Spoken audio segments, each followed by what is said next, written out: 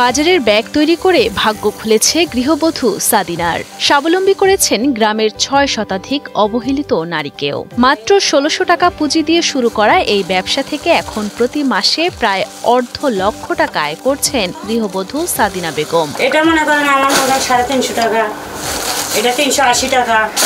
এক সময় তো কিছু খাবারই পাইনি, এমন অবস্থায় ছিল। আপনাদের দোয়ায় এখন বর্তমানে আমি ৪০ থেকে ৪৫ হাজার টাকা মানুষ দিয়ে করেও আমার ইনকাম আসে। ২০০৮ সালে বিয়ে হয় সাদিনা বেগমের। তবে বিয়ের পর থেকেই আর্থিক টানাপোড়েন ছিল সাদিনা বেগমের নিত্যসঙ্গী। হঠাৎ একদিন পাশের গ্রামে ব্যাগ তৈরি দেখে তিনিও সিদ্ধান্ত নেন এই কাজ করার। যেমন চিন্তা তেমন কাজ। ২০১৮ সালে বিআরডিবি থেকে প্রশিক্ষণ নিয়ে নিজ বাড়িতে ব্যাগ তৈরি শুরু করেন এই গৃহবধূ।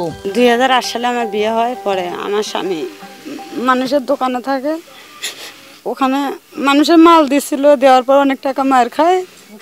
২০১৮ সালে বিএডিবিতে প্রশিক্ষণ দিয়ে ওখান থেকে আমি কিছু টাকা ভাতা পাইছিলাম। পাওয়ার পর আমি একটা পাওয়া মেশিন কিনছিলাম। আমি বস্তা ফিতা কিনে একাই ব্যাগ বানাচ্ছি, বানিয়ে তাকে বিক্রি করছি। মাত্র ১৬০০ টাকা দিয়ে শুরু করলেও পরবর্তীতে কাজের পরিধি আরও বাড়ান ঋণ নিয়ে। এরপর থেকে আর পেছনে ফিরে তাকাতে হয়নি গাইবান্ধার পলাশবাড়ী উপজেলার বরিশাল ইউনিয়নের ডিলারপাড়া গ্রামের এই গৃহবধূকে। ওখান থেকে আমি ২০,০০০ টাকা লোন নিই। নেওয়ার পর আমার দুইটা ওই অন্য এলাকায় যারা কাজ করে তাদের ২জন মেয়েকে সঙ্গে নিয়ে আমি কাজ শুরু করি ২০,০০০ টাকা দিয়ে।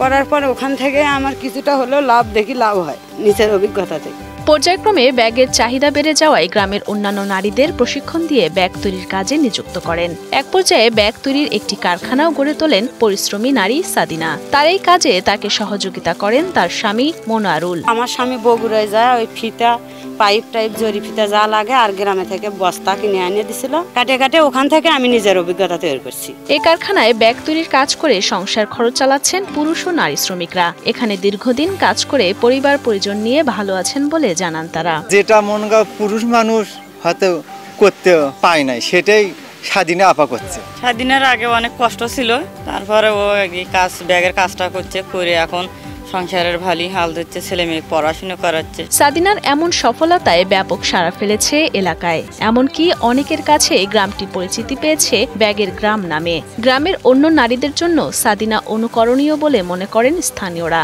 কাজ করি, করে দিনে ২০০-৩০০ টাকা ইনকাম করি। এখান থেকে কাজ করে সংসারের আয় উন্নতি মোটামুটি হয়েছে। তৈরিকৃত এসব ব্যাগ শুধু নিজ জেলায় নয়, রংপুর, দিনাজপুর, হিলি, সৈয়দপুর, পীরগঞ্জ সহ পাঠানো হয় বিভিন্ন এলাকায়। তবে ব্যাগের চাহিদা বেশি থাকলেও পুঁজি কম থাকায় চাহিদা মেটাতে পারছেন না সাদিনা। তাই সরকারিভাবে সহযোগিতা পেলে আরো বড় পরিসরে ব্যাগ তৈরি করে চাহিদা মেটাতে পারবেন বলে আশাবাদী তিনি। সরকারি যদি সহযোগিতা পাই তাহলে তো আমার ইচ্ছা যে আমি এরকম বাড়ির যেরকম মেশিন বসাচ্ছি ২টা, আমি এরকম আরো ১৫ থেকে ২০টা মেশিন বসাবো।